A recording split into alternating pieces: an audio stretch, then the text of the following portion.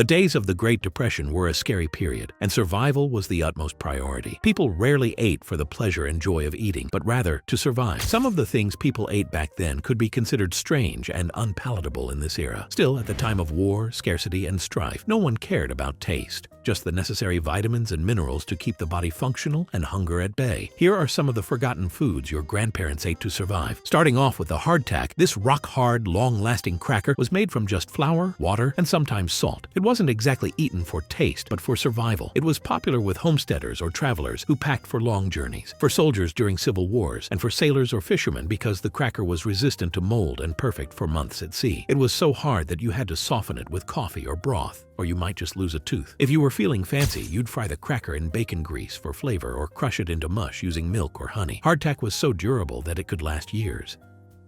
Before vegetable oil became a thing, most households used lard as the cooking fat. This substance was obtained from pig fat and was popular back then for its affordability. It was easy to store without refrigeration and was used to make flaky biscuits, crispy fried chicken, and rich gravies. It was a popular choice in previous eras because of its superior flavor and versatility. By the mid-20th century, lard was replaced by margarine and vegetable oils that were marketed as healthier alternatives. However, modern research has revealed that lard contains fewer trans fats than hydrogenated oils and even has heart-friendly monounsaturated fats. Today, traditional cooks are bringing lard back, proving that nothing makes a better pie crust than the real lard.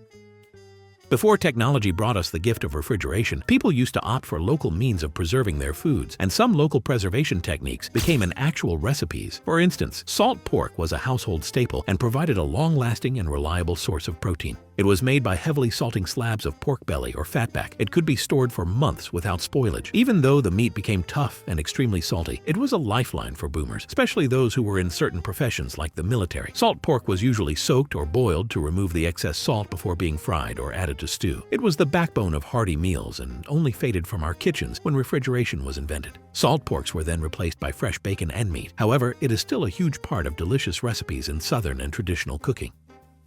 Most of what we eat is gotten from supermarkets that get their supplies from farms and other distributors. But long before supermarkets were a thing, people didn't need to pay for all their greens. Families would forage dandelion greens from fields and backyards as a nutritious addition to meals at no cost at all. They are packed with vitamins A, C, and K, and were a vital source of nutrients during tough economic times. They were especially a lifesaver during the Great Depression and war rations. In that era, people ate them raw in salads or boiled them to soften and minimize their bitterness, or even sautéed them with lard or bacon grease. And if you were feeling particularly fancy, you'd brew some dandelion tea or wine. For generations, cornmeal mush has been loved by those who need a cheap, filling meal. It is made by boiling cornmeal and water or milk into a thick porridge. This simple meal is served hot with butter, molasses, or sugar. Alternatively, it is allowed to cool and then fried into crispy slabs. It was one of the forerunners before grits and polenta came into the picture. Many American homes survived on cornmeal mush during the major economic downfall, especially large families. If you were a huge fan of corn in those days, then you definitely loved Johnny Cakes. They were referred to as America's first pancakes. Some say they were a Native American recipe. Others say they were the ideas of early settlers. The meal was made from cornmeal, water, and salt, though Rhode Island became famous for its milk-based version. Corn was way cheaper and more available than wheat, making Johnny Cakes a popular dish throughout the Civil War era. There were different ways to spice things up. You could fry them in bacon grease for extra flavor, or pour in molasses or honey for that sweet taste. Johnny Cakes may not have been the hottest food in town, but it certainly got you through the day. They were denser and crispier than modern pancakes. They are also featured in cookbooks and even school lessons about early American history, showing how long ago they fed America.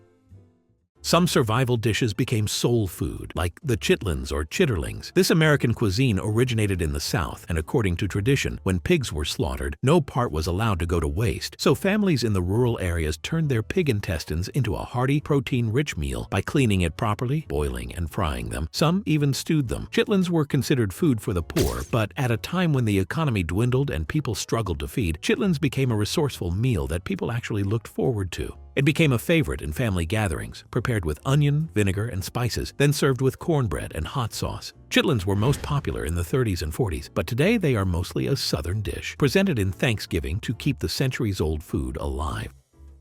Whenever hunting season came around, everyone looked forward to a nice warm bowl of rabbit stew. Buying beef and pork was way too expensive at that time, so poor families depended on hunting rabbits, a free source of protein. Farmers and settlers across America made rabbit stew a major delight. It was usually prepared with potatoes, onions, carrots, and whatever herbs and spices were available at that time. Families even raised rabbits and kept them in backyard cages, using the meat as a substitute for beef and chicken. Rabbit stew was as tasty as you could afford to make it, but it supplied all the nutrients needed, especially in those rough early years of World War II.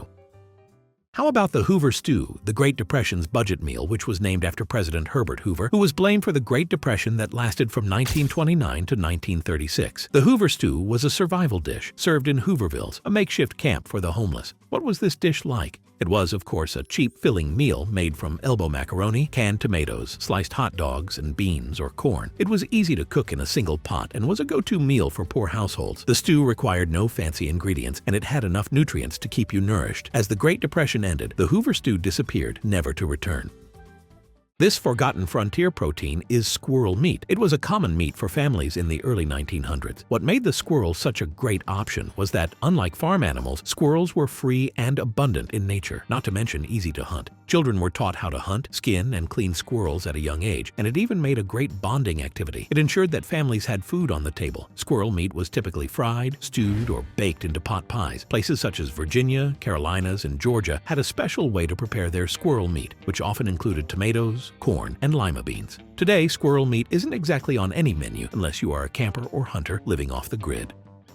Before bread bakeries became widely available in the 1920s and 1930s, most families baked their own homemade bread, not as a luxury, but as a necessity. Bread in stores was way too expensive and often unavailable, so for many people, baking bread was a weekly ritual, filling homes with the warm and pleasant scent of fresh loaves. Homemade bread was simple and didn't have many ingredients, just flour, water, yeast, and salt. Some families used potato water or leftover bacon grease for flavor. Unlike the soft, fluffy loaves of bread produced today, homemade bread was way denser, tougher, bland, and more filling.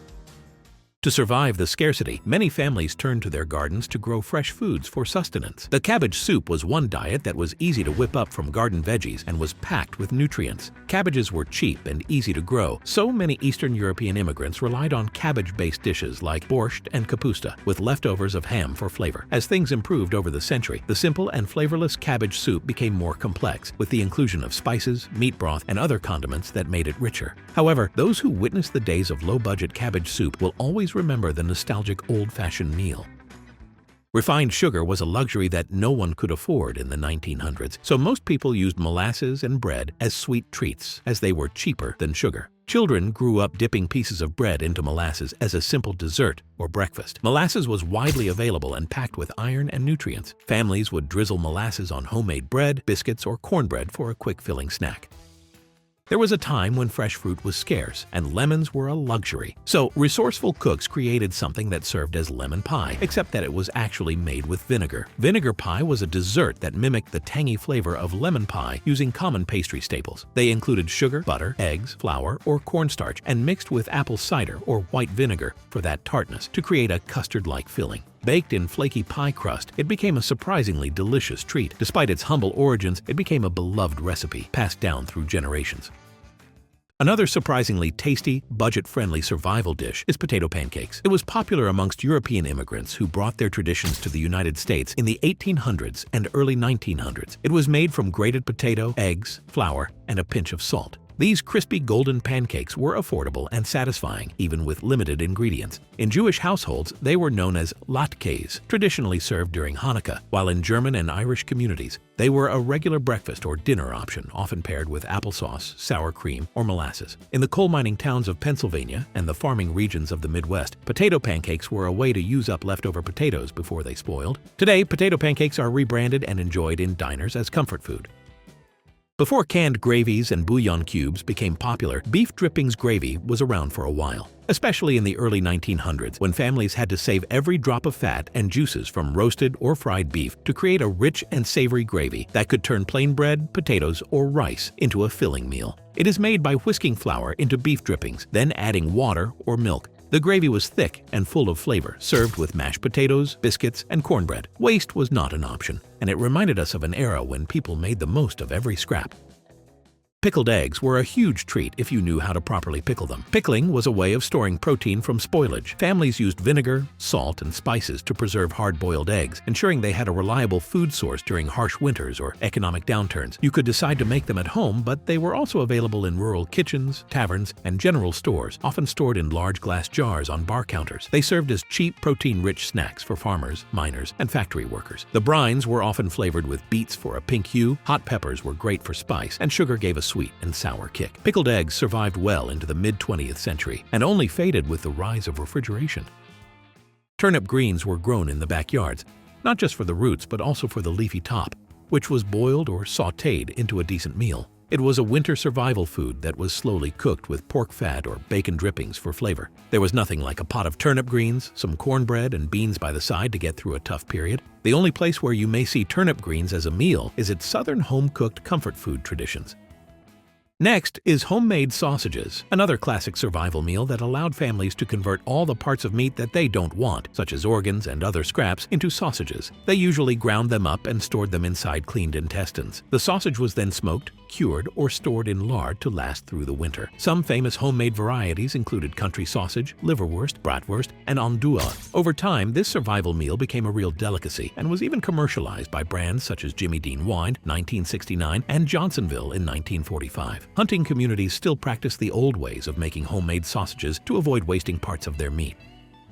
One survival meal that your grandparents would probably remember because of its popularity was beans and salted fish. Some of the very few sources of protein that were easy to obtain in times of war and scarcity were beans and fish, and they served families, soldiers at war, and sailors at sea. Both foods were easy to preserve and could be stored for months without spoiling. Fishes such as salted cod, herring, or mackerel were heavily cured in thick layers of salt to stop microbial activities, which was pretty useful in the days before refrigeration. Navy beans, pinto beans, and black-eyed peas were common choices because they were easy to grow. Some homes grew their beans and processed them, then prepared them with fish as a great source of protein and other nutrients. The combination was so popular that canned versions of baked beans and salted fish products started to appear in stores in the early 1900s, providing a ready-to-eat combination at an affordable price. Brands like Goya in 1936 made their mark with this innovation. You can still find the combination of beans and salted fish in the Caribbean, Southern, and New England cuisines, where traditional dishes are still enjoyed. Which of these forgotten foods have you had the pleasure of tasting?